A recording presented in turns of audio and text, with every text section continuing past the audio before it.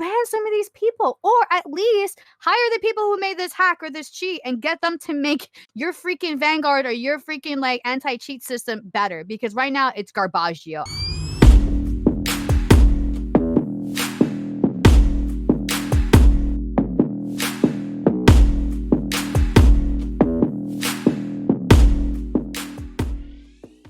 What's up, guys? It's Holly, and welcome to yet another week of 368GG Reviews. Hey guys, I'm Narz. What's up? We're going to be reviewing today Rocket Arena. It's a new IP that came out from EA.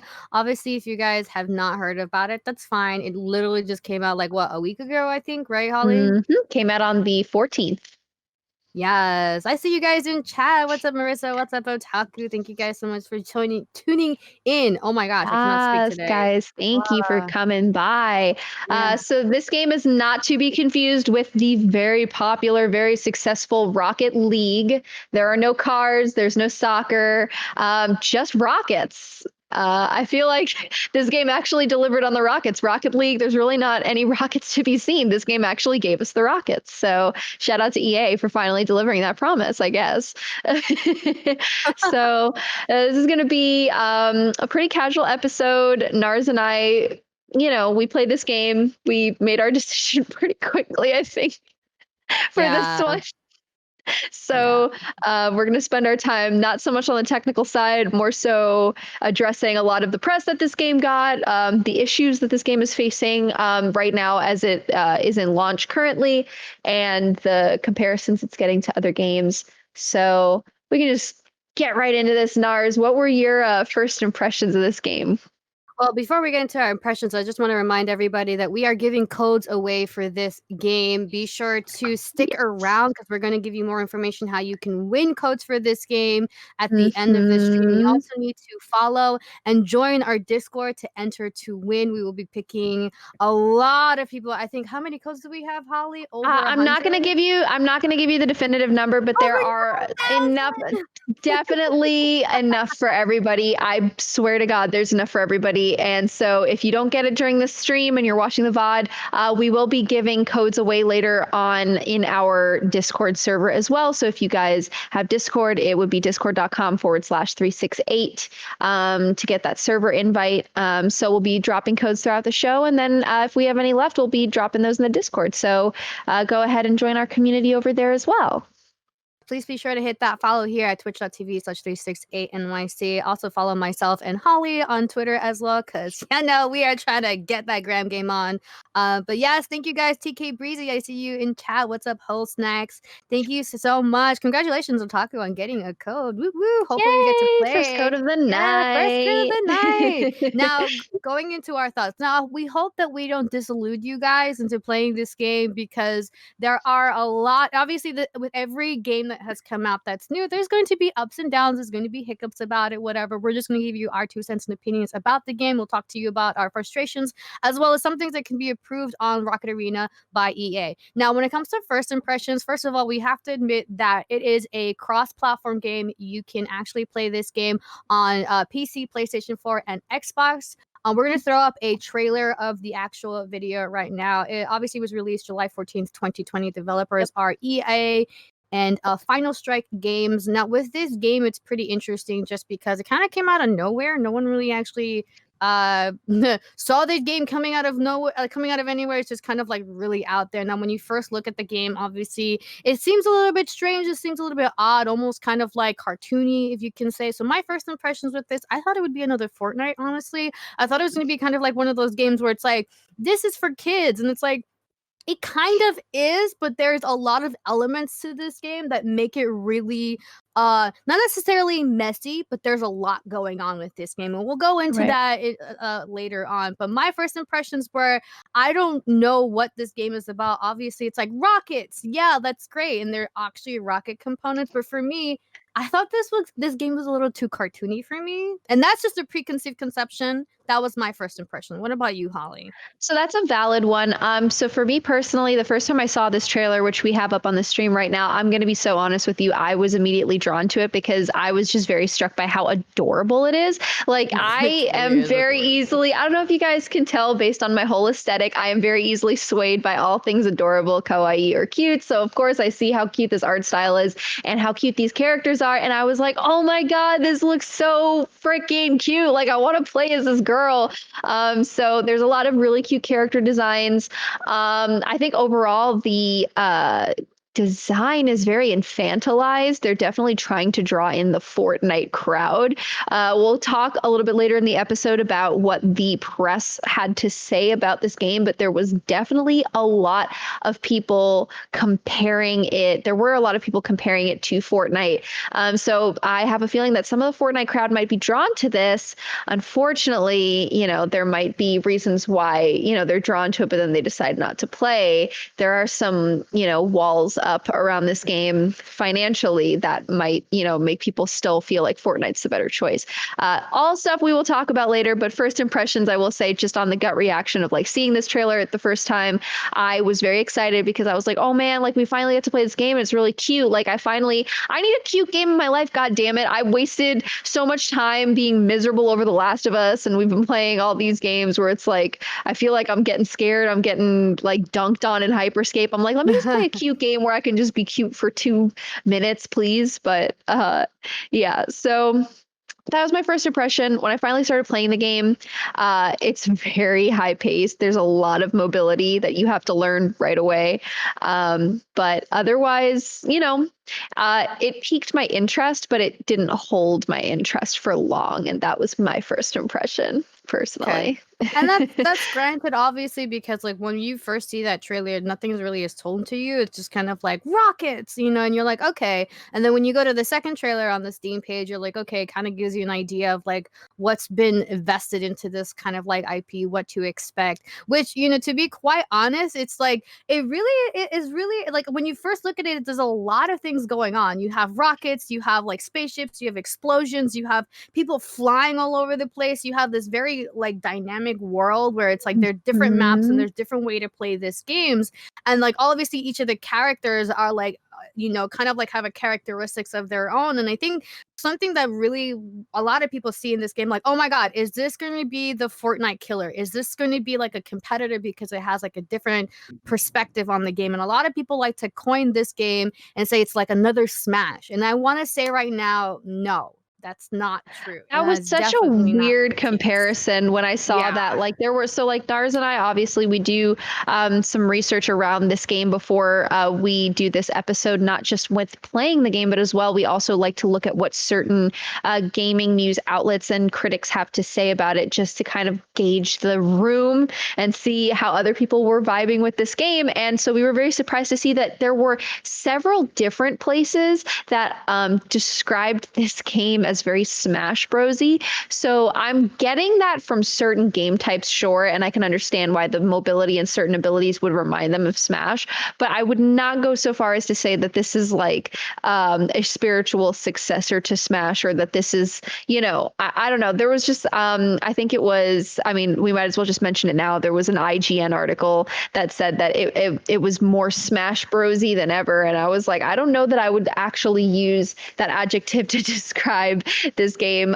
There's one game mode that I feel like matches that aesthetic, and then everything else, like, I get it, the high energy, you get the kind of same vibe you get when you're playing Smash and it's high stakes, but overall, like, I definitely would not really make that connection otherwise. So You just say it kind of a nicely. weird I'm one. just gonna call the person out. You didn't fucking play the damn game. Like, what is wrong with you? Like, you have to actually play the game. If you're saying it's exactly like Smash, you haven't played this game. I'm sorry. I'm calling you out right now, Oh whoever my you are, God, because it's Narz. like you obviously just played one of the game modes, which isn't actually most of the game. It's only 1/4 of the game, and then you didn't even consider like the different characters, and you didn't consider like the ranked mode. You didn't even think about it. You were like, oh my gosh, I can kick somebody out of like this entire sphere. It's like, yeah, that's just only 1/4 of the aspect of it. So you obviously didn't play the fucking game. So whoever hired you should fire you. That's all I have to say. Oh Goodbye. my God, we are Welcome to going my TED in Talk. today. Huh? Holy shit, Welcome to my Nars. freaking TED Talk. Nars has decided she wants to be the bad cop of this episode, and I am okay with this. I'm just gonna sit here in my little good cop energy, whatever. That's cool. I'm just kidding. I mean, Um, it needs to be said. so there were a lot of different categories that we like to use to rate these games, right? Like, just so you guys get a little bit of like the behind the curtain, Nars and I do run a show, and we check in with each other several times a week before we finish a game, and we have a document where we kind of talk about how we felt about certain aspects of the game. For certain games, like for The Last of Us or Final Fantasy, those are really in depth because obviously there are a lot of aspects to it, and there are a lot of different things that we want to make sure that we hit and make sure that we get everything. For this game, we ended up deleting a couple of the categories because they kind of felt not really worth explaining for this game because they were either not present in the game or they just weren't relevant in this game's value to us. This was a pretty short run of show document, wasn't it, Nars? Yeah, I mean, because most of it is kind of like we've played the game, it's kind of repeatable, it's the same thing over and over. But at the same time, I feel like once you've played this game, just like 5 to 6 hours, you automatically will feel. Even if it's just 5 to 6 hours, you will have a good sense of this game, and you will have either you love it, you love it, you love it, or you hate it, you hate it, you hate it, or there's another approach, which we'll get into a little bit later. But I definitely want to pull up the game mechanics video that we have available here so you Yes. guys can get a good idea of what the fuck are we talking about? Obviously, at the end of the day, like, what are we talking about? So, you want to break us down the game mechanics, Holly? Yeah. I mean, do you want me to talk about just what they give you from the tutorial onto what you're playing in your first few games? Do you want me to talk about the maps? Like, how do you want me to do this? I think the gameplay is the most important just because when we go through the trailer, the tutorial, obviously some of the elements are a little bit different from traditional games, although we do see other aspects of it come out. So, in your opinion, what were the gameplay mechanics that most were similar to this game, in your opinion? So the biggest thing that jumped out to me, I noticed when we were playing, so we're showing you guys some footage right now of the tutorial, which is the first thing that you load into when you load up this game. This tutorial features a lot of rocket jumping. This is the biggest thing that they throw at you when you're doing the tutorial. You know, they obviously teach you how to shoot, use secondary abilities, whatever, but the biggest thing that they're trying to sell to you is the rocket jumping, which is kind of crucial, you find out later, because the rocket jumping offers you a certain level of mobility that when you're playing in these matches, which, you know, they're 3v3 matches against online players,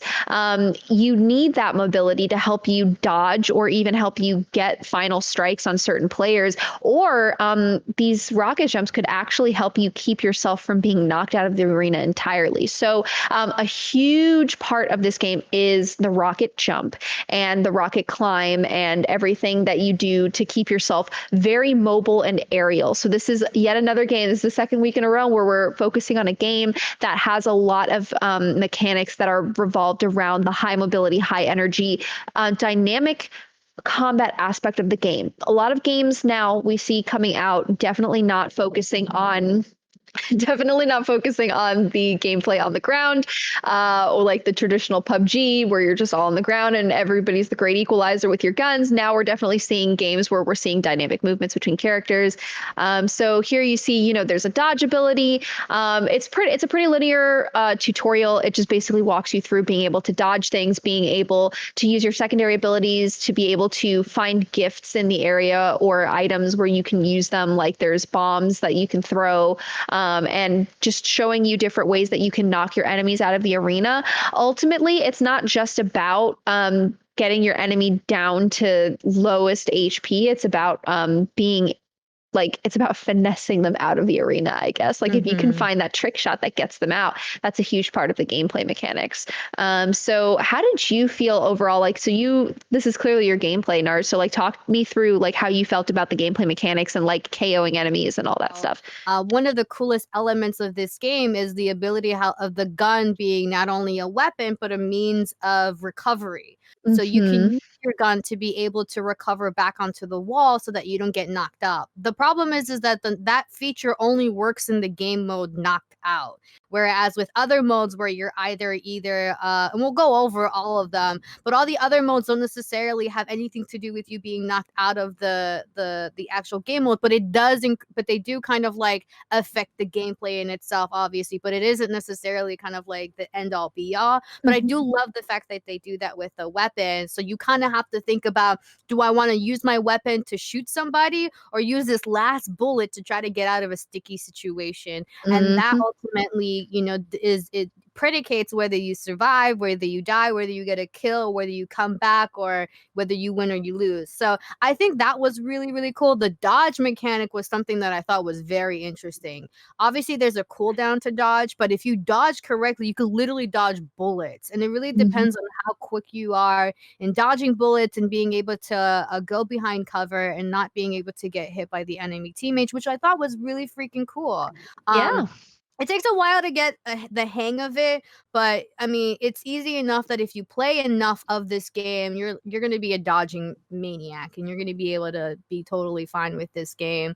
The game's tutorial makes it really easy to understand how each of the items work in the game, but they don't necessarily. Ooh, that was another thunderstorm. They don't necessarily tell you how some of the items in ranked play work. They kind of just like leave that up to you to decide. And when we talk about ranked play, we'll definitely discuss about how the items work in this game and how some of the items will only benefit players who have played the game for a long duration, for a much longer time than people who are new to the game. So, what did you think about like the whole idea of the items, and like, is there anything that you thought was really cool with the gameplay? So I think that you bring up a great point. I do like the idea that the game gives you this freedom to be like, do I want to use this last bullet to fight this enemy, or do I want to use it to get myself out of this situation? It almost feels like it's a play for you to just use all of your ammo to play this game of catch me if you can. You're not even playing aggro. You're playing total defense. You're just totally dodging everybody and letting your enemies devour each other. That's also another valid gameplay strat. I think that that was something that really did stand out for me with this game. There are a lot of things about this game that I was really not feeling, but the high mobility, high energy aspect is just one of those things that it carries over from our last episode last week when we were talking about Hyperscape and how I loved how high energy the game was because it gives you so many options for full mobility.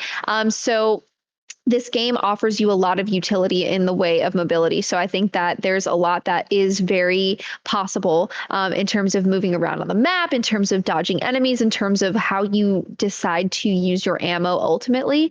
What this ends up being is that I have a question for you, Nars, because we're seeing a lot Mm-hmm. of games where we're seeing a lot more aerial battles. We're seeing a lot more high mobility, high energy, super exciting. Like we're no longer just CS:GO, PUBG on the ground, rounding corners, peeking, trying to snipe people. We are actively in the air in full view of people, and we are fighting aerial battles with crazy abilities. We're seeing more and more games like this. Do you think that this is the future of the online PvP industry? Is that what we have to look forward to, is aerial battles? I think what's interesting that you mentioned just now is that, like, I think it's a different take on battle royales. We've seen kind of like the evolution of battle royales, or even the evolution of competitive play being mostly on the ground. So you have PUBG, you have CS:GO, you have like games like Overwatch and Smite, which most of the fighting happens on the ground. So obviously, developers are thinking, what is the next step for some of the competitive scene? And you see, with Hyperscape, is that most of it becomes aerial. Most of it becomes a combination of ground fighting and above ground fighting, and that adds another element that of spatial awareness that we talk about in Hyperscape a lot, where you have to have situational awareness in order to be even decently good. This is another aspect of it, which I think is on a toned down level, where you can be able. Ooh, are we good? Yeah, Okay. we This look is like good. another. Cool. I thought we just disconnected again. It's all good. Go. But this is kind of like the same way where, League of Legends is kind of like a toned down level of Dota 2, where Valorant is a toned down level of CS:GO. I think this is kind of like a toned down level of Hyperscape, kind of like given off Hmm. of a mixture of Fortnite and obviously given a lot of opportunity to grow. And I think it's really interesting because they are trying to get to a market where, yeah, we might not be as, agile as those who are professional at Hyperscape, although that's like really ironic to say professional because it just came out too. But it does offer that kind of like competitive aerial play where if even though you're not that good at Hyperscape, you can play something like Rocket Arena. And I think that element in itself is going to evolve into something more. Maybe we're going to have a competitive play where it's just aerial, where literally people are just sword fighting, like it's like For Honor in the air. It would be like battling angels or something like that. That would be really freaking cool. But I think it's an evolution of where people are going with the competitive scene. Like, what else can we do with fighting and being competitive? What about you? That's fair. So I think that all of this ends up being, we definitely talked about this in last episode, and we actually uploaded an IGTV about it. So this is about Hyperscape's viewability, and I feel like this carries over here. I think that a lot of video game developers realize that what they need to do now, instead of just making a game fun for the players, they need to make it fun for the viewers, because our culture is shifting very rapidly towards a culture of almost everybody streaming, even if it's just people streaming casually. And so they understand that the value of a game comes not in only how fun it is to the player, but also to the viewer. And what is more fun to watch than high energy, super crazy trick shots, aerial style with these high mobility abilities? The problem comes with when it gets a little bit too muddled. So my biggest issue with Rocket Arena was that I felt like when I was looking at gameplay of it, it all felt very muddled and it all felt very hard to follow. And, it's very funny because they say that things like Overwatch are hard to follow, and that's why you need some of the best casters in the business to play Overwatch and also cast Overwatch, because if you're a casual viewer and you're watching something like the Overwatch League, you're just going to not understand what's going on. I feel like even if you had some of the best casters in the business casting things that are happening in Rocket Arena, it would get lost because it would just not make sense for I feel like it wouldn't land.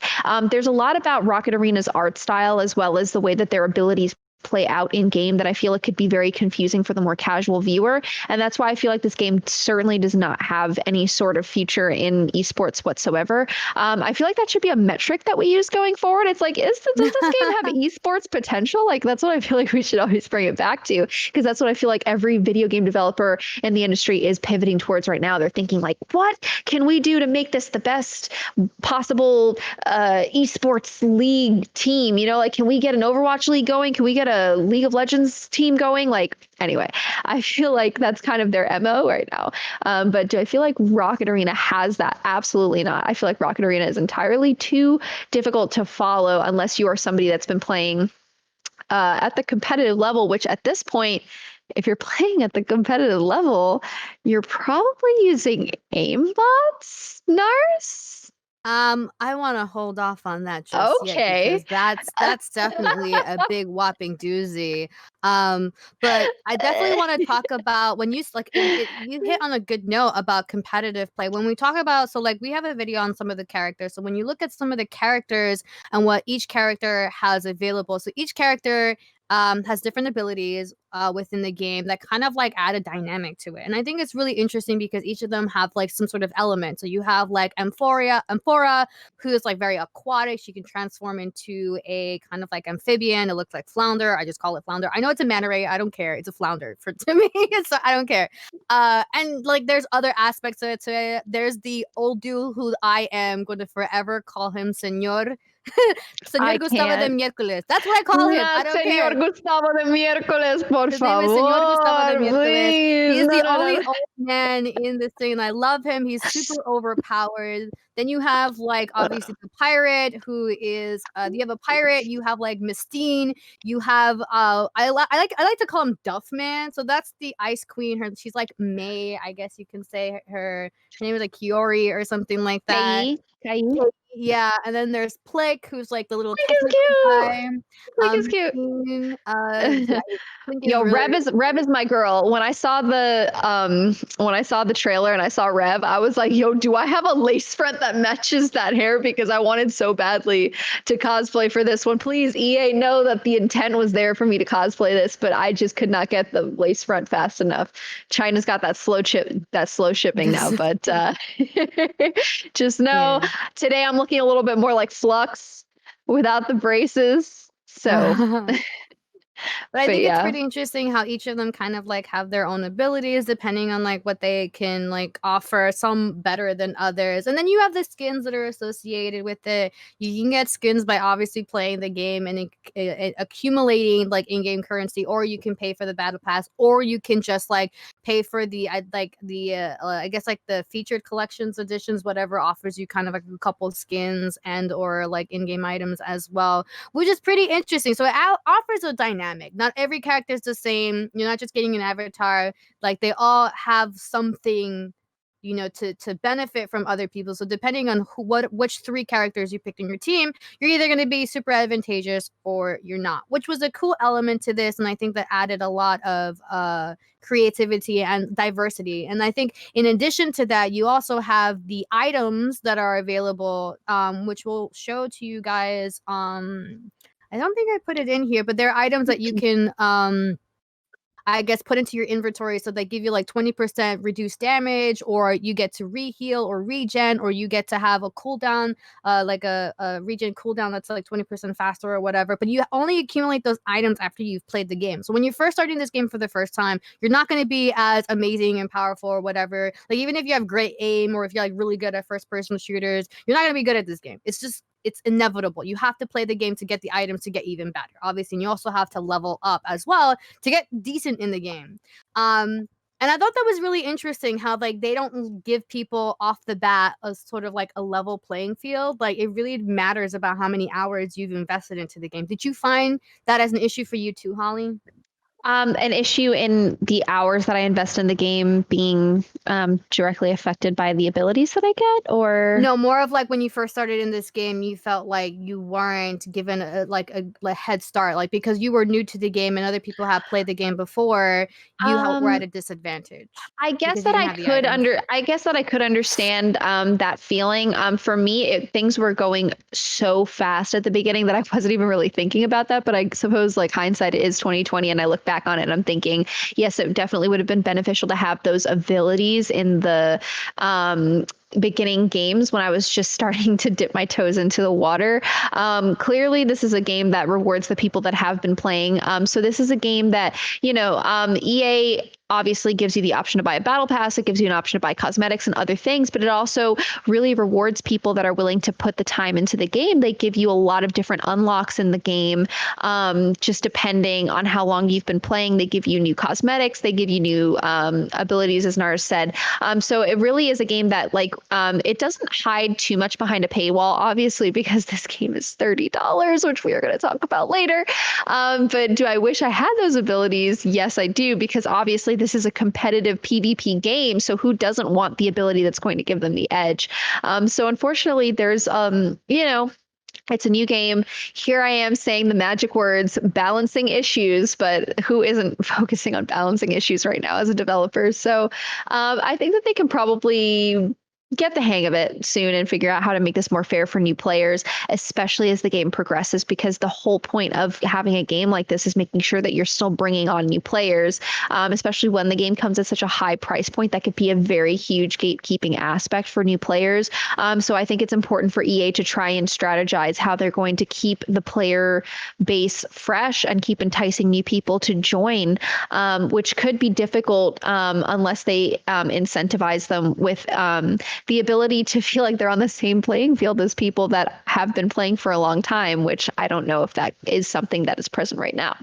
So Well, I definitely want to then move on to, because you brought up a good point. I want to move on to the maps then. There's different maps, obviously, in this game, and each map can be changed to different modes. And I think it's really interesting because the maps itself add another layer to the game style as well. Depending on, the game's terrain, you're either going to be, stuck underneath the water, or you're going to be like, in an atmosphere that's like high above, and it really affects your gameplay. Like obviously there's different crevices that you can hide in. There's different like ways you can be able to avoid shots from the enemy team so you don't get knocked out, because if you do get knocked out, that sucks. But then there's different elements. Like each game mode is probably gives an advantage or disadvantages to certain characters in the game. So like if you're right. playing knockout and you're in the the map that's in the sky, obviously you can see more. But then if you're in the temple one, you can literally like hide behind walls and just like peek out and shoot people and just try to knock people out. Or if you're Right. playing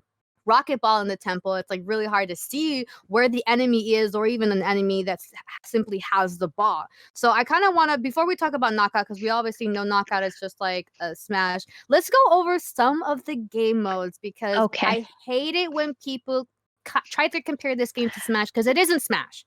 It isn't. It really isn't. isn't. I mean, like, I get that for one, like, I'm kind of getting it for maybe the overall energy in that one game mode, but to say it's back and more smashy than ever is the strangest comparison that I think they could have made. So I don't know. I just feel like that was kind of a very quick comparison to make. They probably just sat there and thought, what game does this remind me of? Oh, Smash. Yes. Smash. This is good. Like, okay, so let's go over. We'll start with Rocket Ball, because Knockout is a lot like Smash. So we're gonna put up the video for Rocket Ball. So with the game mode Rocket Ball, two teams compete, and they literally have to pick up a ball and then go to the opposing team's goal and literally score the ball. Now either you can run or throw it or blast the rocket ball into the opposing team's goal. But the whole idea is that the team wins based on the points at the end of a timer. It doesn't matter about, like, it's great if you get a kill or whatever, but that's not the end all be all. The game mode requires you to literally play NBA 2K with rockets. Pretty much that's what it is. So obviously this game is not necessarily like Smash at all. And it's interesting because when I first played this game, I had no idea what the hell I was doing. I didn't even know I could throw the fucking ball until I saw someone else throw it. But you'll find out that with Rocket Ball, some of the game modes really hinder you from actually even seeing the enemy teammates have the ball. And I found this super freaking frustrating. What about you, Holly? It almost felt like they were very tongue in cheek with this game mode, because I'm seeing Whole Snack in chat is saying Rocket Ball is basically Rocket League, but with guns and humans, and I could not agree more. I definitely got this vibe, and it almost feels like they were just trying to be like, oh, very funny, because it's like Rocket League, Rocket Arena, who knows? I don't, but I just like, I'm definitely getting that vibe that they were trying to like maybe pay a little homage to their namesake. I just want to say that I feel like it was a very strange decision for them to stick with Rocket Arena, because like I get it, it's rockets, whatever, but like there are so many times during this episode already where I really struggled with myself to not say like Rocket League accidentally instead of Rocket Arena. I feel like it was a very strange marketing choice for them to just zero in on Rocket League when there's already like a very, very successful game in the market already that already goes by a very similar moniker that could be so easy for people to confuse with. Like, how many parents do you think are going to accidentally buy this game for their kids instead of Rocket League, and they're going to be like, Mom, this is not what I wanted, what the fuck? Getting like a mosh podge of a bunch of other games when you're getting Rocket Arena. Like, obviously the Rocket Ball mode is kind of like Rocket League, Knockout is like Smash. But let us go into Mega Rocket, which is the next game mode that I want to talk about. Literally, Mega Rocket is just like, if we pull up the file, it's just like a large rocket flies into the arena, and pretty much you have to literally capture the flag. Like, literally, that's what Mega Rocket is. It's Halo, capture the flag all over again, and you have to just defend and capture the zone, and it's a really tiny ass place. The thing that freaking sucks about this game mode though is that the space can be also encapsulated, it literally be taken over by landscape. So if you have a huge ass hill on this particular center area that you have to try to defend, like, obviously if you're on top of a rock, literally, like, you have to be able to look on the sides to ensure that there isn't an enemy team literally contesting the place against you. And it's like, because this game is so focused on area, if you're up, you're at a disadvantage because you can easily be fired upon and then KO'd and blasted out. So obviously we see that Knockout's like Smash, Rocket Ball's like Rocket League, and Mega Rocket is like capture the flag for Halo. So it makes you wonder if there's any originality in this game. Like, obviously there's like components where they try to add characters in it, but it's literally like other game modes from other games. So Mega Rocket, oof, I don't know. There's also a lot of people in chat as well that are bringing up something that I personally thought myself, and I was very surprised, but not surprised to see other press saying, is that this game is very Quake-like, and I am very much seeing that here. I don't know how familiar you are with Quake, Narz, but like, we're definitely seeing the vibes here. I feel like after a certain point, all games start to get a little bit derivative because we've pretty much done almost everything that there is to be done, unless you want to do something like Death Stranding, where Kojima kind of just went off the deep end with that one and was like, but what if we had babies in cages that gave us life? But I feel like EA certainly saw the inspiration from a lot of different games. So as you were saying, and as well as the people in chat saying that we're seeing the Quake influence, we're seeing a lot of influence from a lot of different games. We're seeing the high mobility, similar to Hyperscape. Not saying that they took inspiration from Hyperscape though, because it's a huge likelihood that Hyperscape and this game were in development at the same time. But I'm just saying that it's just, it feels like they definitely took, it's definitely like, hey, can I copy your homework? It's like, yeah, but just make sure that you don't make it look like you copied my homework. And that person they copied from was Fortnite. Anyway. So the last game mode that I definitely want to touch upon is treasure hunt. Pretty much there are two ways to score points. You either get treasure chests or hold treasure chests. So you got to pick them up and hold on to them to earn points. And then you pick up coins, which I thought was really interesting because it's like, this is that kind of game mode where like, it's like the ARAM of League of Legends. Like you play it because you're just sick and tired of playing the actual game. So you play something that's like the game, but like super like tone deaf or something like that.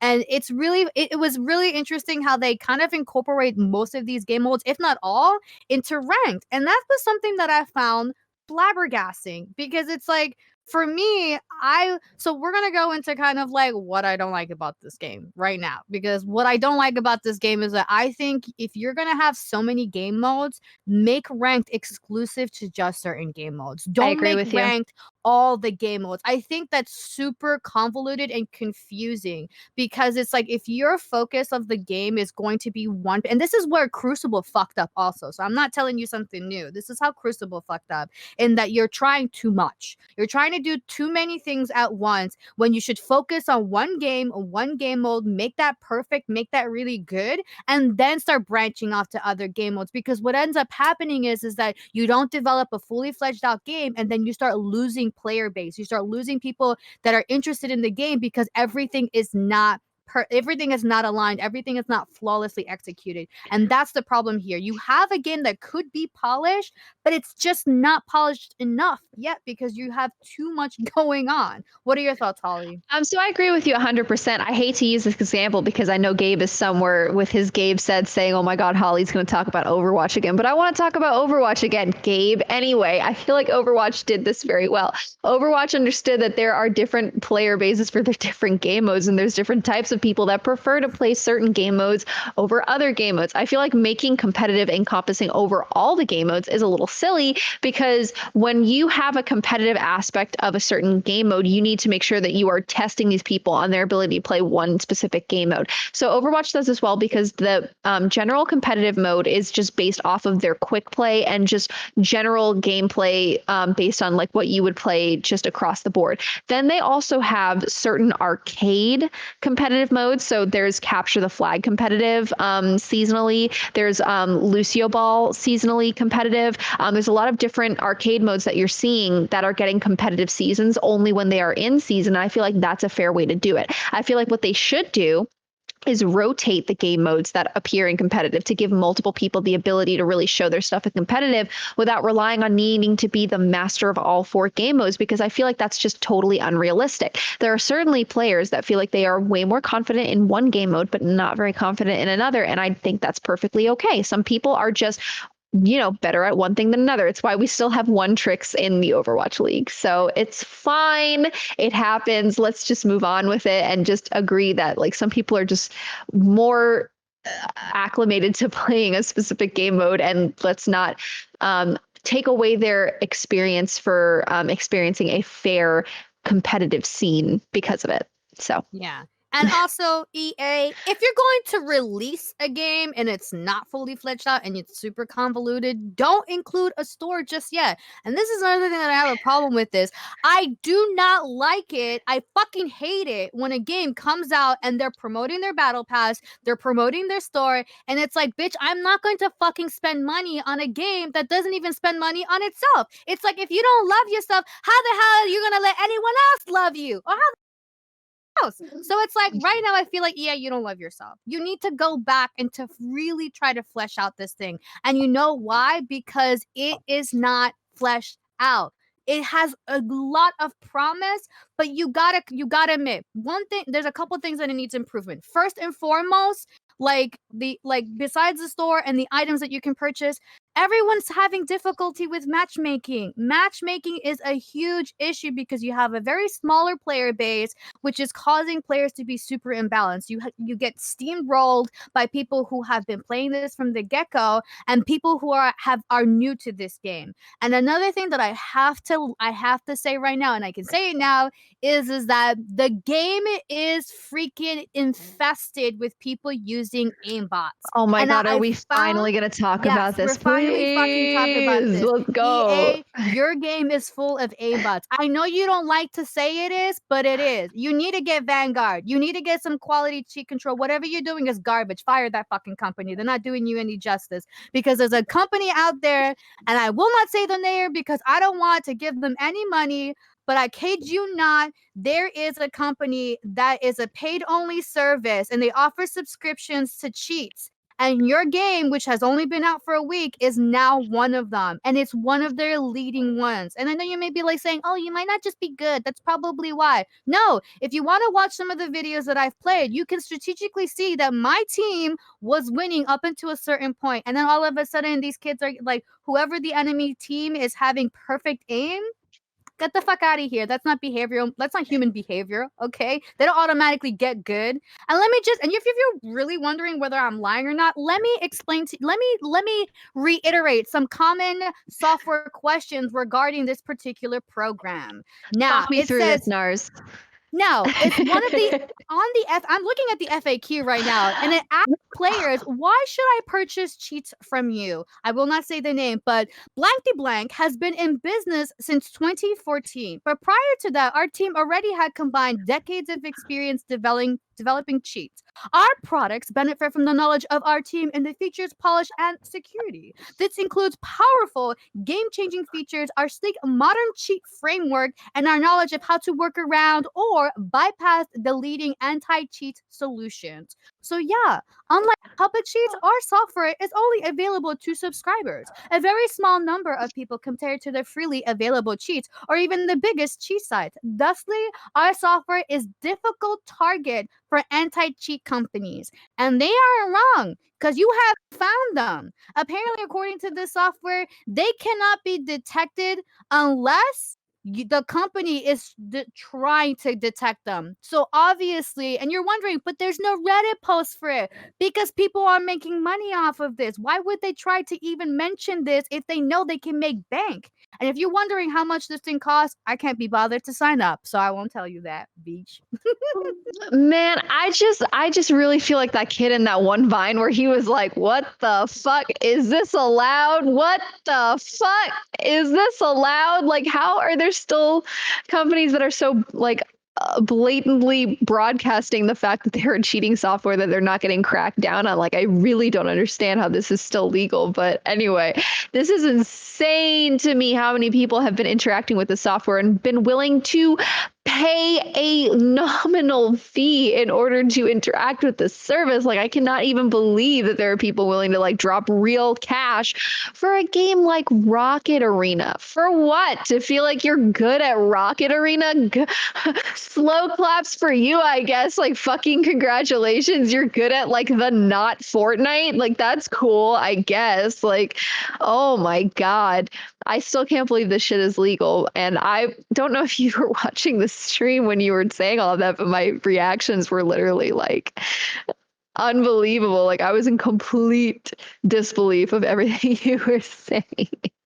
It's like they didn't do their due diligence, but you know the crazy thing is people are paying $30 for a game that EA is not a nobody company. EA is a fully fleshed out company. They have a lot of big games that are out there. But the fact is people are paying $30 for a game and then they can't fucking play the game because they're being match made with people who are destroying the community. There's destroying the fun aspect of this game. Like they're literally making it unplayable for new people to come and to play this game. And that's my biggest issue with it. My absolute biggest issue with this is that the matchmaking is not allowing some and like just ban some of these people, or at least hire the people who made this hack or this cheat and get them to make your freaking Vanguard or your freaking like anti-cheat system better, because right now it's garbaggio. I'm sorry to say it, EA, it's fucking garbaggio. Get it straight. Like, That's it. Welcome to my look, TED Talk. as annoying as it is for me to have to restart my computer every time I close out of Vanguard in order to reduce on CPU. Well, this was on my laptop. Now I have a main gear computer and I don't need to worry about CPU. But anyway, back in the day when I had to stop Riot Vanguard in the background, it's annoying because every time you load up the game, you do have to restart if you've disabled the anti-cheat system at any point. That's how serious Riot is about cracking down on people that have been cheating. And I remember reading articles even after the game came out, it was out for about 2 weeks for the official full open beta. They had already banned like hundreds and hundreds of people for violating community guidelines for using cheating software and hack software and, auto aim software, which is like unbelievable. I feel like it's easier for you to want to feel like you need an aimbot for Valorant than Rocket Arena though. Like I feel like Rocket Arena is like oh my god, you just spent $30 on Rocket Arena and then you just spent God knows what on an aimbot system just so you can be good at Rocket Arena. Like that is so I would say you need to reevaluate. You need to reevaluate your life if you're spending like over $60 on feeling good on a whatever game like Rocket Arena. Like you really need to check yourself before you wreck yourself because that's sad. That's sad. Oh Oh my my god. god. Oh god. Okay, moving on. Another aspect I feel like should be improved is we've already spoke about this, but it's the game mode focused rank. I don't think if you're ranking, you should go through all the game modes. I think if you want to be able to just play, Rocket Ball or play Knockout, you can just focus on that mode and rank in just that mode. I think it's kind of weird. I know they do it sometimes, but when you rank in certain times, it doesn't allow that for you. And I thought that was really weird. Did you have that same issue or was it just me? I also thought that was pretty weird. I think that there's a lot of decisions that they made about ranking and just with this game in general that again, I said this before, balance issues. There's a lot of things that I think they need to go back to the drawing board for. So I personally just feel like, I don't know, this game is really leaning towards, I definitely wanted to save this more towards the end of the episode, but I guess we are towards the end of the episode. So I feel like I just want to put this out there that I feel like this game, for being $30, does not deliver the quality of a $30 game.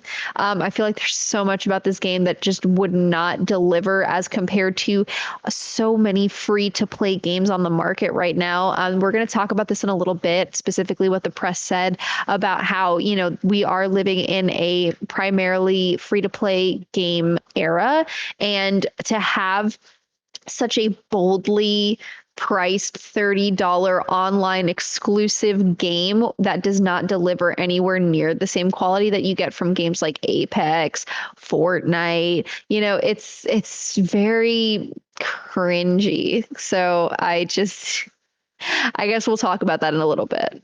Yeah.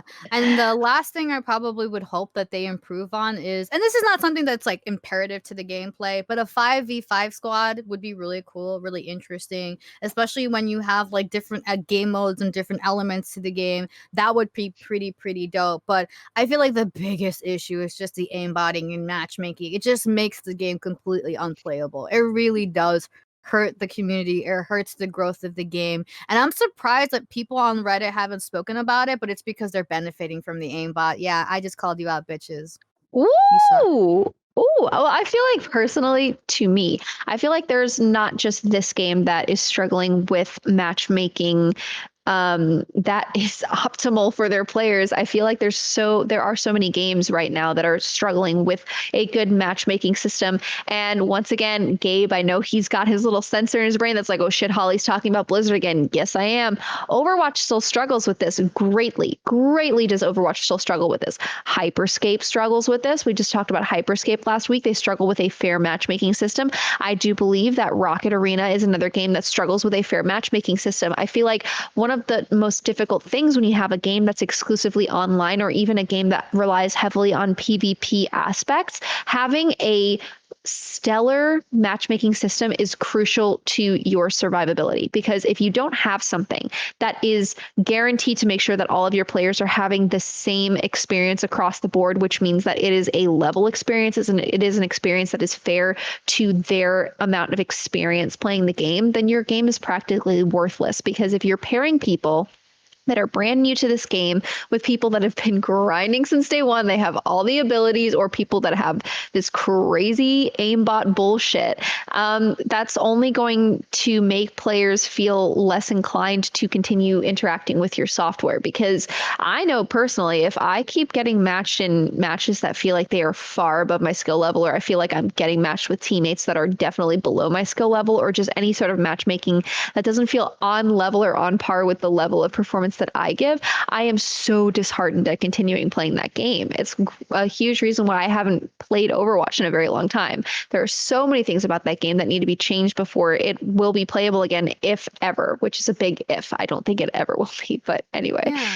This is not an Overwatch episode. It's not an Overwatch episode, but you're so right. Like, if you're going to have the majority of the game consistent about items that you get over time in the game, and that literally makes or breaks whether you live or die in a match or something like that, that's completely unbalanced for new players. And then you want new people to come play your game, but then obviously the people who've been playing it for longer are destroying the community. Like, that's just Garbaggio. Garbaggio. I feel like I want to like hashtag Garbaggio now. Oh my god, this whole review is hashtag Garbaggio. Hashtag Garbaggio. But tell me about what the press say, because I feel like you brought up a lot of good points that you were kind of like citing back to some of these articles. Yeah. So I definitely wanted to zero in on what the press was saying about this game, because I was very interested in that. So as I said before, Narz and I do a lot of research for this game before we decide to flap our gums about it. Trust me, we talk about what we think and also what other people think, and then we compare. So there were a lot of different opinions about this game. One thing that I feel like is worth noting with this game is that we also like to engage with community creators that are creating content around this game. It was very hard for us to find creators that were making content around this game that were not sponsored by EA, and for that reason we felt like it wasn't very what's the word I'm looking for here? Moral for us to enlist their opinion on this game for this unbiased review. Please know that this is an unbiased review. So, we had Reggie last week, who was a fantastic guest, and she was able to give her very honest opinion as a player of Hyperscape. We felt like it wasn't really possible because every player that we looked up on this game was pretty much doing a sponsored stream. So we felt like that maybe wasn't the angle to go with. I can't speak for how far that goes as to press, but for press, I saw that one of the biggest articles that I felt like I agreed with was Ars Technica, which wrote an article that said that EA's new $30 online-only game was an uphill slog in a free-to-play world, and I could not agree more. Narz, I kind of mentioned this to you before that I definitely wanted to touch on this, so I really want your opinion on this. How do you feel about a game that is charging $30, but it definitely feels like it does not deliver enough in a society where we're experiencing a lot of more free-to-play games? This community definitely has so many options for the person that doesn't want to spend money on a game. You can just load up Apex, you can just load up Fortnite, you can just load up a ton of different games.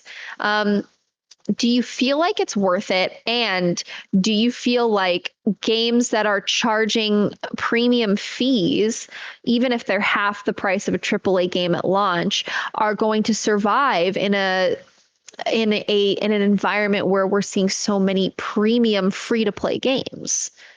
I mean, we have to understand. So let's ask this question to ourselves that Zoom Girl just posted in chat. If the game was free, would it change our opinion? And I would say absolutely, because I'm not paying for this. I'm not paying to be, crushed by 12-year-old kids playing aimbots or being matchmade with assholes who have nothing better to do than to fucking play a $30 game and another aimbot on top of their subscriptions, just so they could feel like they're the big kid in the school. And I feel like that's so stupid. Like, I would like if this game was free, then I'd be like, okay, that's totally understandable because the game is free. But then on top of that, you have to pay for skins. You have to grind to get items so you can even be good during the matches. Like, no, this is not how this works. If this game was free to play, completely changed my perception. But the fact that I have to pay 30 games, like I'm paying $30 just to be abused. I feel like I'm literally in a domestic upset relationship, and I'm allowing myself, and I'm paying this person to do this to me. Like, what the fuck? No, this is not that kind of situation. And it's like you really need to start thinking about, especially if you're a game company like EA, having a game like, having all the other games that you have, you make yourself look out to be like you're just here for a money grab. You're just trying very hard to be able to produce an IP, make a quick buck, and if it flops, so what? You made the money. You're not going to issue a refund. It's your fault. You're the one that bought this game. Fuck you. Ah, ha, ha. And that's what you're pretty much telling your audience, what you're telling your community. Now, if you make the decision to augment and balance your game, sure, maybe we'll talk about whether $30 is worth it. But God, it's free codes in chat because we got a lot to give away. You don't have to pay $30. Guys, you don't have to pay $30. You can just engage with our chat, follow us, and share, and we will literally give you a code. We have Steam codes, Xbox codes, PS4 codes. What codes you want? We got them. Marissa's in the chat, and she is providing. She is the Oprah of this chat. You get a code. You get a code. Everybody gets a code. But anyway, what I would like to go back to is that when I first saw the price of this game, I was quite shocked myself, because seeing the $30 price tag, even as I mentioned before, being half the price of a AAA game at launch, which is, everybody knows, $59.99. I'm a former GameStop manager, so that will be $65.31 with tax in the state of New York. Thank you very much. It's still a lot of money. Not everybody is willing to pay money for a game like that, especially when you look at all of the mechanics of the game and you realize that they don't deliver as compared to other free-to-play games on the market. This is not the Fortnite killer, guys. We asked this question last week. We will ask this question and the next Battle Royale or online PvP game we play. It is not the Fortnite killer. I don't believe it is. Fortnite provides such an edge because it is free to play. That is its biggest edge. I feel like if this game was suddenly made free to play, that would solve all of their problems. I know EA doesn't want to hear it, but I think that's what it is.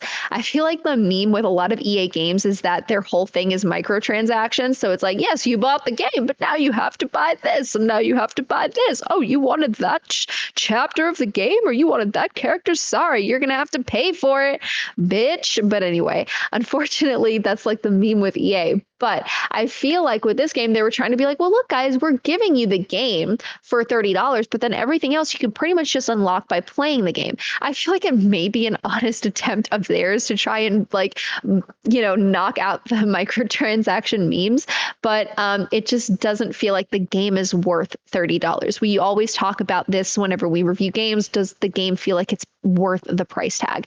This game, absolutely not. There are so many things about this game that I feel it does not do nearly as well as its competitors in the market, which are free to play. So do I feel like spending the money on this game makes a difference? Absolutely not. Zune made a great point in the chat. She said maybe they will change it to free to play and credit you money towards cosmetics and Game Pass. I think that's a fantastic idea. I see the future of this game. I could see this game being very successful, but the only way I see this game continuing is if they change it to free to play. There's no shame in this. There's no shame in this. There have been so many games that started out as you got to pay, but now it's free to play. Don't feel like you need to be self-conscious about it. It's fine. You can credit people for cosmetics, and you can find other ways to microtransaction people into giving you money. But I just don't think that when people look at a $30 price tag for a game this mediocre, I feel like they'll just be like, this ain't it, chief. Mm-hmm. I mean, and it makes it really disappointing because I want this game to be good. I want this game to be fun. Do I see this game being competitive? Do I see this game being esport? Absolutely not. No, this is not that game. But if you don't believe us, if you don't believe that this game isn't really popular, go on twitch.tv and go to another Rocket Arena stream and tell me who else is playing it. I'll wait. Go and come back. I'll wait. Just make sure you come back. Okay, that's first of all. And you will see. Oh my God. You will see that there aren't a lot of people necessarily playing this game. Like, you see there's a lot of high profile people trying it out, and a lot of people are saying it's fun and stuff like that, but it's not a very popular game. If you're wondering where can I find it, go to Sully Genome and you will see the analytics for this game. And if you think this game is gonna pop off, no, not anytime soon. Sorry, honey. Sorry to break it to you, but you're better off playing Hyperscape than you are this game. That's all I have to say. That's what I'm saying. So I feel like in this climate of games that we're experiencing right now, there are so many free to play options that it almost feels like people spending money on games right now is kind of a joke. You know, there are games where you can play for free and you don't even need to like grind for abilities or anything. You can just play for free. And if you're good, you're going to rank up and you're going to be really fucking good. I'm talking about like games like Apex. If you're really fucking good at Apex, Apex is free to play. And if you start top fragging and you just keep going, even like Valorant, if you stop top fragging and you can place yourself in like really high competitive and you can become like immortal, that's incredible. That offers so many opportunities for you. I feel like in games right now, that are free to play offer so much more utility than games that you need to pay for. And I just want to say this. I feel like it's worth noting that this is $30 for an online exclusive game. That's a lot to ask of your players. So you're asking people to pay $30 and then they have to subject themselves to strictly online play where you leave yourself open to things like aimbots, to things like people cheating and hacking, to things like a shitty matchmaking system that's not going to fairly put you in to a game where it matches your skill level. I feel like this is really way too much to ask for people, especially when there are games that do it so much better for literally free. I feel like if I was to pay that amount of money, it would definitely have to be a game that offered me some sort of value in the single player aspect. I know that this was such a big issue with the Call of Duty Black Ops that was online only. There was no campaign mode and everybody was like, what? I'm paying $60 at launch for a game that has no campaign mode? Girl, I feel you. I'm right there with you. I had to take your pre-orders for that game. I know the pain you went through. I went through that pain too. I just feel like a game that is online only, charging $30 at launch is egregious. It's just way too much. It's too much. I agree. And just a whole snack. I see you in chat. I just gotta bring whole chat into this chat as well. 1000% agree with you.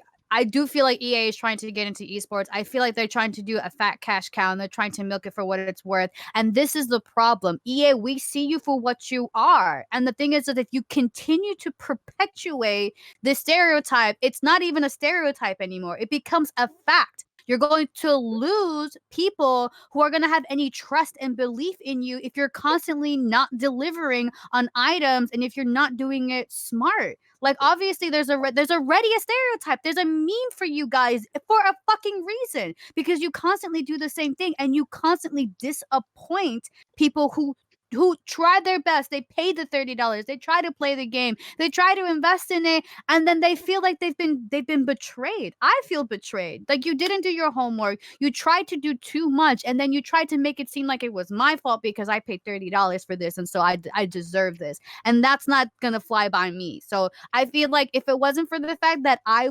had to review this game, I would have not paid for this game. Absolutely fucking not. You got to be absolutely crazy to force me to play this. And stop trying to force yourself to get into esports, okay? It happens naturally through a community that feels like they're finally they're getting the love that they deserve from a publisher that cares about building the community that esports thrives in. You think League of Legends became big because they were just like, yeah, we're going to do esports? No, it became big because the fucking community, on the backs of the community, on the backs of the tournament organizers, that literally made League of Legends the community it is today. And that's why it's a global fucking phenomenon. Not because they force people to pay $30 for a game. No, because they invested in the community that was devoted to a fucking game. Get that fucking straight. And that's how you build a fucking good game. Sorry, I keep saying the F word, but I would absolutely love if we could do like a special edition of GG where we talk about the origins of esports and like specifically the League of Legends league, which I find so much interest in. They actually made a documentary about the guy that he actually was from Poland, which shout out to my fellow Polish people. Like, what's up? We're pioneering in esports. How we doing, y'all? Anyway, I feel like it'd be so cool to like run that down for people. And I agree with you 100%. The success in esports does not come from desperately wanting it to make it work. And I say this as someone who did professional work for the Overwatch League and several Overwatch League teams. I feel like there was a lot of pushing done done by Overwatch and Blizzard specifically to make sure that they made a mark in esports specifically, and they put so much money, not even just Blizzard specifically, but each team was franchised, so they were owned privately, and they spent so much obscene money trying to make this work. And it's just like, you know, Mean Girls, stop trying to make fetch happen. You can't make it happen. Like, stop trying to make esports happen if it's not going to naturally build a community around it. And this is not to say that I did not meet some of the most passionate people I have ever met in my entire life when doing my work for the Overwatch League. There were fans that were willing to rally around it, but were they willing to rally around it at the level of the money that was being invested in these games and invested in these homestand weekends? Absolutely not. This is clearly the opportunity for another episode of GG where we just talk about this, which I would absolutely love. But I do feel like I agree with you there. It feels like EA is really trying to make fetch happen where they can, and they're trying to squeeze an esports spectacle out of this where they just can't. It's just not landing for me. And so unfortunately, I feel like this game definitely needs to go back to the drawing board on a lot of aspects and definitely lower the price point. If you're not going to make it free to play, please God, make it less than $30. Please God, make it less than $15, because I just really cannot resonate this in my brain. Yeah, I agree. Now, obviously, guys, you're probably wondering, so what is going to be the score for this game? I want to queue up the scoreboard because I don't think I even need to say what the number is going to be. If you look at the scoreboard, you're going to know what we're going to pick. So why don't we throw up the scoreboard so you guys get a better understanding of how this actually works? Well, so most of the time in this show, we score each of the games we review. Now, 1 is a bad game. Don't buy it, unplayable. Nobody should play this game. A 2 would be like you wouldn't play this game yourself, but you would understand why someone else would. 3 is vice versa. So you would play this game, but you understand why someone else wouldn't. And 4 is an absolutely good game. GG. Everyone should play this game. It's a great game. Must buy. Nothing bad to say. Perfect. KO. So, Holly, what is do you want to go first with your score? Oh, you're leaving it to me first? All right, I'll take it first. My official GG score for this game is unfortunately going to be a 1. Specifically because of the very particular language we use in this rating, which is don't buy. Yeah. Don't buy this game, because this is not a game worth buying. Mm-hmm. Play this game for free when EA does the right thing and makes this game free to play, or just follow and interact with our chat stream so you can get a free code for yourself. Right now, Marissa has plenty of codes that she's been giving away all night, and we have them for all platforms. Just get your bag here, get your game code here. Don't buy this game. Unfortunately, there are so many things about this game that I feel just don't deliver on the level that I feel like they could compete with other free-to-play options in the market. There are entirely too many other games that you could literally download for free. Free 99, $0. Nothing it will cost you to play these games with your friends. Yeah. That's another thing that I feel like is such an issue with this, is that it's an online only, and you're probably going to want to play with your friends. You're not only putting the $30 burden on yourself, you're putting the $30 burden on your friends. They probably don't have that kind of cash right now. $30 for a game like this just is very unrealistic. So unfortunately, it's a 1 for me, because I feel like they cannot compete in the market with all the other free-to-play games. I do agree with Ars Technica here. They are literally competing, and they can't, because unless you make this game free to play and you improve a lot of things, whether that is all of the rampant aimbot issues, or making sure that you are making sure that the game is worth the buy, and making sure that the matchmaking system is good, it just doesn't feel like it's worth it for me. So this is going to be a 1 from me, dog. Yeah, same. I have to give this game a 1. I don't think it's worth the $30. And we've seen time and time again, Rakan actually just said it perfectly. The same way that Blizzard fumbles with esports is the same way that EA is fumbling with just games in general. This game is not worth $30. It should have been a free to play game. Yes, with the whole the battle pass mechanics. You have items in the game, the cosmetics and stuff like that. The fact that there's so many different game modes, that everything's not polished, that you have aimbots literally infecting this game and making it impossible to play. And the matchmaking issues, like, I shouldn't be matchmaking with a level 80 account. Like, why am I matching with it? It makes the game completely frustrating, unplayable. And a lot of people say, like, just get good. Like, okay, bitch, how am I supposed to get fucking good if I'm always being matchmade with people who are better than me? Like, the whole idea of getting good is to play against people at my level so I can get good. And if you're matchmaking and you have aimbots in your chat, you are obviously not focusing on your game at all. You don't care about your game. And like, I love the game modes. I love that there's a lot of them. But the same thing that happened with Crucible is happening here. You're scattering way too much. You're trying too hard to do too many things at the same time. Focus on one game mode, make that game mode work well for you, make the matchmaking work well for you, make the game work well, benefit you, invest in the company, listen to what they're saying, and you'll see like the competitive and casual aspect grow from it. But if you're going to continue to perpetuate this meme that everybody knows you to be, EA, then you're just hurting yourself at the end of the day. You're just really hurting yourself. Yep. One GG out for me too. Sorry, not sorry. This is a rough one, boys. It's not like we wanted it to turn out this way. It's just that when game companies have the audacity to say 30 American dollars, US dollars, USD as compared to the euro, as compared to the peso, I don't think so. I feel like there's a lot of, so I feel like we're going to be like wrapping up the episode in a little bit. So I'd like to start with closing thoughts here. I feel like there's a lot of video game companies that really need to think very critically about what their competition is before they release a game. And I think that there's a huge conversation that needs to be made around game companies that are willing to put out free to play games in this environment. So clearly we're seeing the vast success of games like Fortnite, Valorant, Apex, which literally cost the players $0 to play, but they'll entice you to spend money in other ways. I spent $0 downloading Valorant, but I've already spent money on the battle pass because I was excited by the way that they incentivized me. And I'm very seriously contemplating dropping about $25 to $30 on the Elder Flame cosmetics because they're the coolest shit I've ever seen in my life.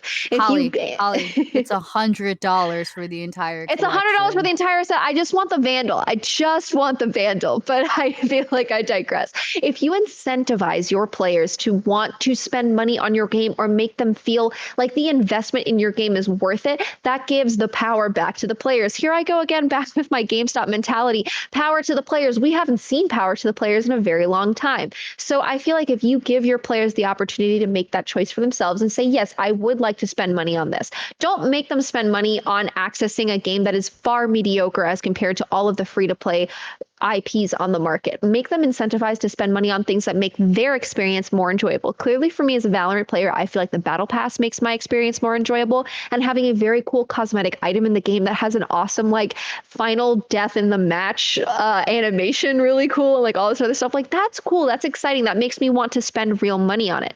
If you just make me spend $30 across the board for gameplay that is far mediocre and below what is being offered on the market by other free-to-play competitors, I'm just going to uninstall your game and go play Apex. And that's the truth of it. Or go play Hyperscape because Hyperscape has the same level of mobility that you were trying to serve us, but they're free. So I feel like that's something that they really need to consider for themselves. So there's a question that came up from the 368 NYC. I see you. So what would be our score if the game, so let's say, okay, so I'm going to let you guys know. What would be my score if the game was free?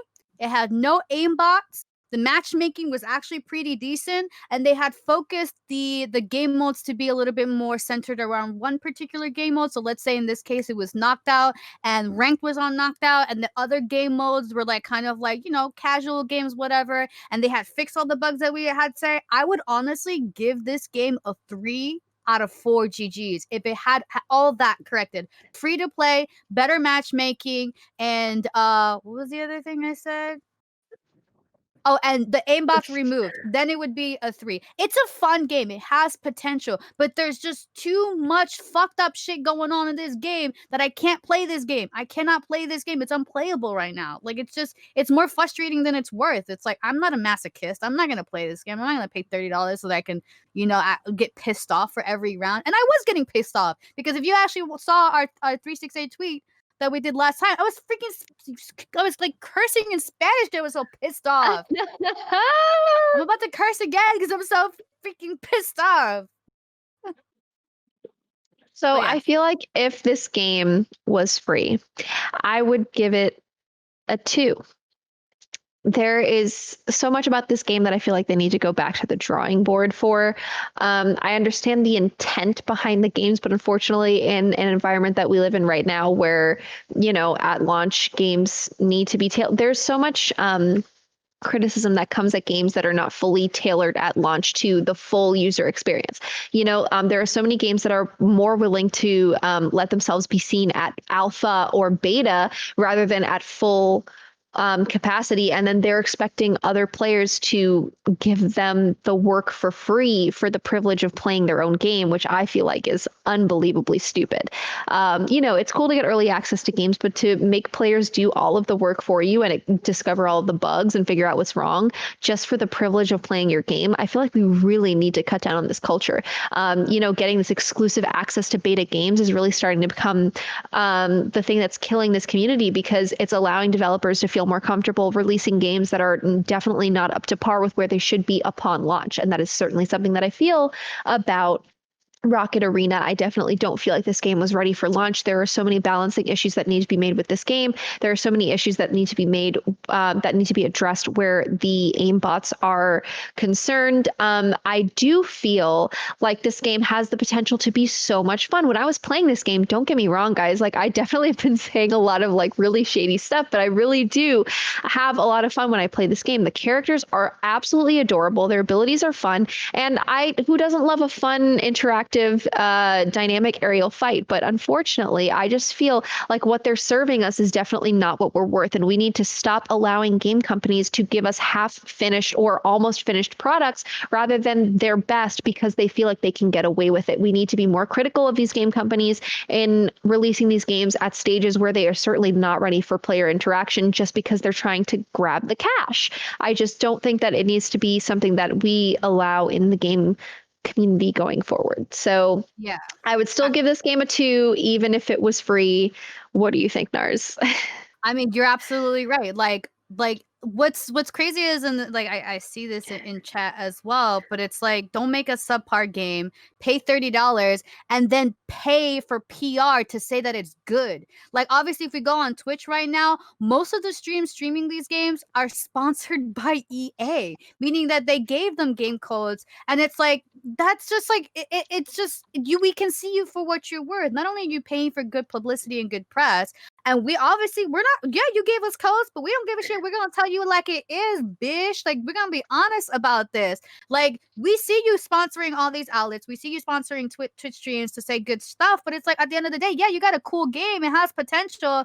But get your shit together. Like, come on. We see you for what you're worth. Oh my gosh. Give all the codes out. Let's give codes to people so they can play this game as well. And I'm so happy that we have codes to give away, because I'm going to tell you, like Whole Snack says, watch this game be free to play on Epic Games in a couple, I would say maybe even a month. Origin. It's EA, girl. It's Origin. Okay. They're not going to give it to Epic. Well, okay, fine. Origin. It would be even funny if they did give it to Origin. It would be really funny.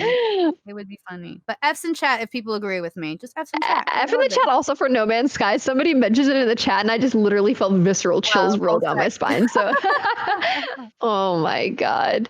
Jalapeno Jefe says, I've been streaming it, and the only reason I have is because of that. Because EA did a giveaway as well. As we mentioned before, clearly this game is not doing very well on Twitch. I actually do believe that we were peaking at about 23, 24 before. We were the highest viewed video in this category so far for Rocket Arena. So that kind of gives you guys a little bit of an understanding of just how good the viewership has been for Rocket Arena in the coming days. As I mentioned before, it's a very hard game to follow. So I feel like the viewership is going to be very low because people are going to be very confused when they're watching it. There's a lot that EA needs to address. As I said before, we just need to make sure that we're keeping the players that are going to be very faithful to you in mind. I feel like EA could definitely work up a very faithful playership if they made the right decisions and made sure that this game was free to play, accessible, but made certain things, definitely not pay to win, but let's be a little bit more strategic about how we're trying to get our money from our people. So that's what I have to say. What do you think, Narz?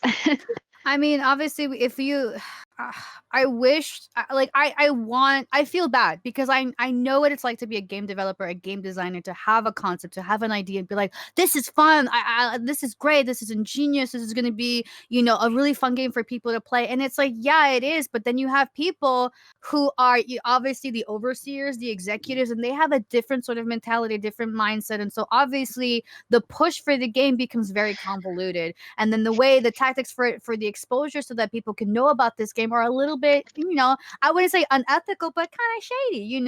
So it's like you have the biggest, if we look now, the highest number of streamers right now are mostly sponsored posts. They're obviously sponsored by EA. We're sponsored by EA too, but we're not going to say we're sponsored because we're not going to try to beat around the bush to say that this game should have gotten the review it deserves. Unfortunately, this game did not get the review it deserved from certain outlets. And we're not saying that this is a terrible game, not at all. We're just saying it needs a lot of improvement. The way that it was launched was probably not how it should have been done.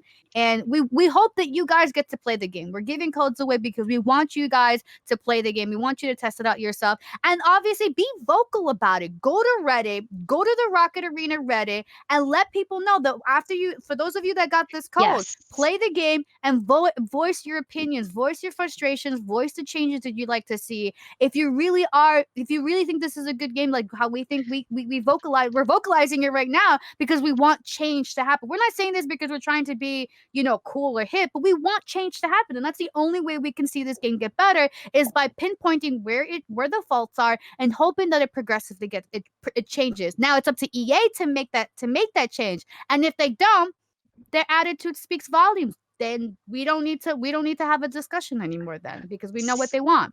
So I agree with you 100%. I feel like it's worth noting that after we played Hyperscape last week, and because I was somebody that engaged in the Hyperscape open beta, I actually got several emails over the last couple of days from the Hyperscape team that was asking me to voice my opinion, take surveys, explain exactly what it was that I loved about Hyperscape or hated about Hyperscape. I feel like Hyperscape is certainly in a better shape than Rocket Arena, but I feel like the only way that we are going to create change is if we voice our opinions. So absolutely, guys, please take advantage of these free codes that we have going in the chat right now. We have Steam codes, we have Xbox codes, PS4 codes going out. Please tag Marissa so that you guys can get your codes and interact with the game, and then make sure that you tell EA exactly what you loved and hated about the game.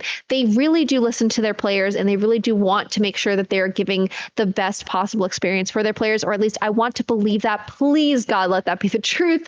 So just make sure that you explain to them exactly what it is that you feel like would make the game more valuable.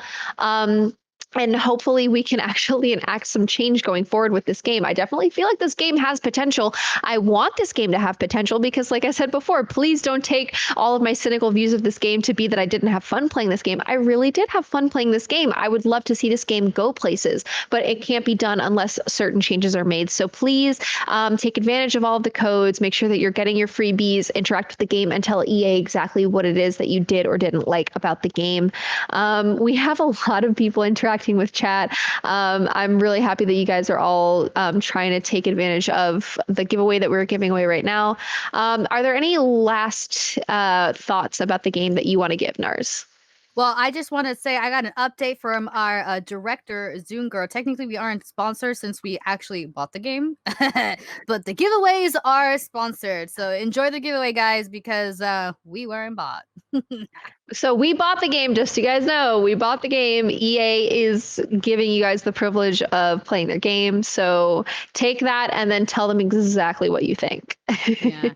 But at the end of the day, it's a fair review. Yes, Zungar, it's a fair review. We guys are telling you the honest to God opinions that we have to say. Again, it's not like it's the worst game in the world, but there's a lot of room for growth. Absolutely. And EA needs to win. They need to win their community over. This is like definitely. And the thing is, I think about it in this way. If they don't try to make an effort to at least show that they care with a game like Rocket Arena, you know that they're not going to show that they care for even bigger games, AAA games, or games that are coming down the pipeline, because it perpetuates this idea that, yeah, you're full of shit and you don't really care about your gamers. You just want to make money out of us. So either, verify that kind of opinion by not doing anything with Rocket Arena, or challenge that and change. change the damn game and make us look like idiots because we said all this. I don't mind looking like an idiot. I don't mind being wrong. But at this very, very moment, reading all the Reddits and reading everyone in chat, I'm not wrong. I'm not. All right, guys. So just for those who missed it, we have our official GG scores 1 out of 4 for across the board for Narz and myself. We are going to start doing a special thing during each episode where we react to the trailer of the game that we are going to be reviewing the following week. And next week, we are so beyond excited to be covering Ghost of Tsushima. I am literally bursting at the seams to finally get to talk about this game because it is absolutely stunning. So Narz and I are going to be watching the official trailer as posted by IGN on YouTube of the Ghost of Tsushima game. So I think Zuna's going to pull this up in just a second so we can give this a reaction because I'm very excited for this. Yeah, we haven't played this game yet, so roll clip. We're gonna check this out. Oh man. This is just a game that I know is going to be unbearably stunning. Like the graphics are going to be chef's kiss. Already we're getting some kind of like dynamic storytelling plot. I guess we play this young samurai. Obviously it's placed in Japan, I'm guessing. Well, obviously, yes. So I'm blown away by the graphics of this game already. Like, obviously this is a trailer, but like even in game, I've been cheating a little bit. I've been playing a little bit. It's definitely like worth talking about, especially if you're playing on a 4K with a PS4 Pro. I feel like this game is definitely going to be aesthetically pleasing. It's going to be definitely very realistic, very high energy in the sense that like you're going to feel very immersed in this game. This is definitely like an immersive one-player storyline. I already love the dynamic, the features of like all the characters. It's definitely a stark contrast from like obviously Rocket Arena because we actually see like more depth to this game. But right off the bat, doesn't this give you like Sekiro kind of like vibes? Absolutely. No, that was the first thing that I thought. And if I can be honest with you, I actually prefer when we get to review more narrative-based games because I feel like that's definitely where I'm most in my element. I definitely feel more comfortable reviewing games where I have a story or a narrative to dissect and write a thesis around and be like, yes, they were right about this, they were wrong about that. But I'm so excited to finally be able to do another narrative-based game as opposed to like the two like battle royale online PvP games we've done for the last 2 weeks. I mean, it's definitely a change of pace. I mean, we've played Final Fantasy, we played The Last of Us. Though I feel that The Last of Us was very heavy. And it took so much out of me. It took so much out of both of us. I feel like I was really torn. I'm not the same. I know you went full gun ho with The Last of Us. Do you feel like you're gonna have the same sort of like play with this game? Like just looking at it? I would love to. So from what I understand, this is a very extensive game. So it gives you a lot of options to make sure that you're exploring the world.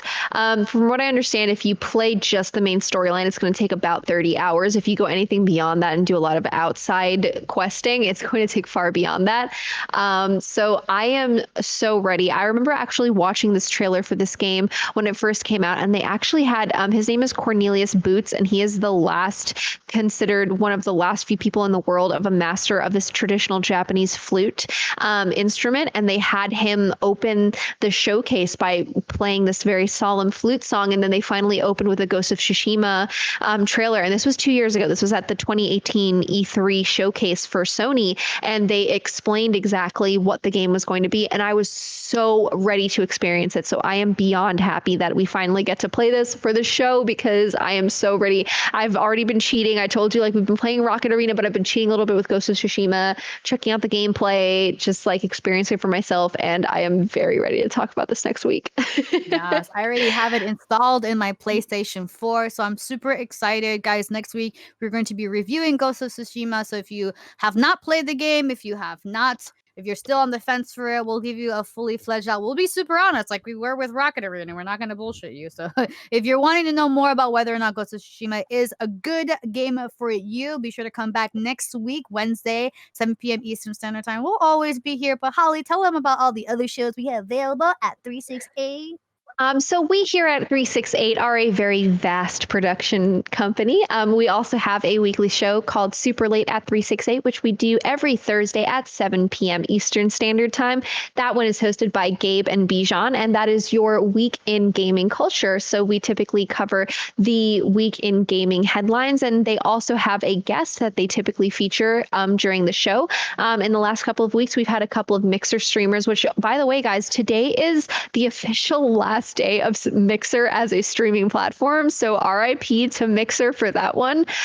We've been showcasing a couple of different Mixer streamers to show their journey transforming from Mixer as a platform to YouTube, Facebook gaming, Twitch, etc. And so it's been really interesting to see all of their stories unfold before us. And so we do that every Thursdays. As I said, we do this show right here, which is 368 GG Reviews, hosted by Holly and Narz, which is 7 p.m. Eastern Standard Time as well every Wednesday. And as I said before, or as Narz said before, we are covering Ghost of Tsushima next week. We're very excited to do that one.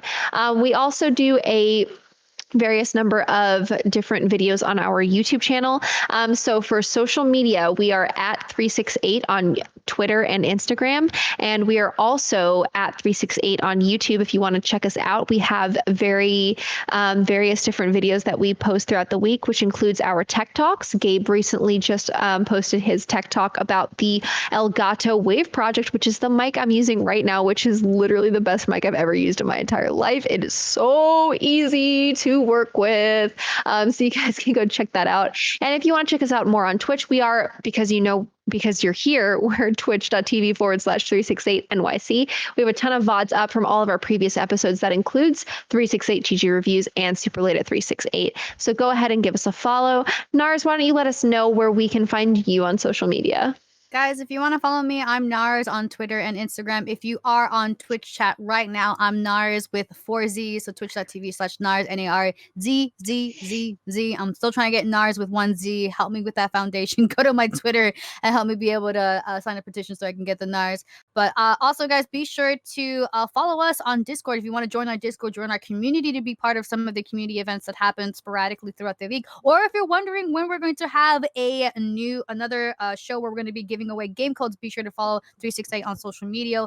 We'll be tweeting and putting on Instagram and on YouTube this video, but also updates of what the future shows are going to be looking like. Yes. And if you guys want to catch me on social media, I am at HollyPeppermint on Twitter and Instagram. Instagram is my primary source of social media.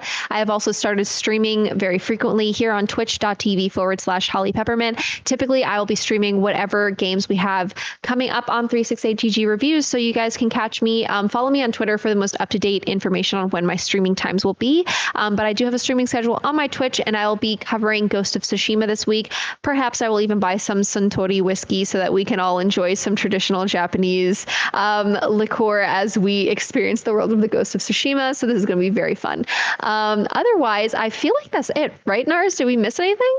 No, but now you make me want to drink some hibiki next week. So I'm going to make sure I have some hibiki next week as Yakuza well. fans, where are you at, though? Where my Yakuza boys at? Come on now. Absolutely, guys. But guys, thank you so much for tuning in. We will see you next week on GG Reviews. And as always, as we always say, guys, GG. GG, y'all.